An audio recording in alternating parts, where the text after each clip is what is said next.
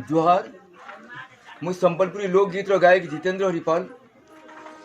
आज विश्ववासी को तथा देशवासी को समस्त जोहार करुचे मुझे और अनुरोध करुचे कि आज विश्वर लगी तथा हमर देश लगी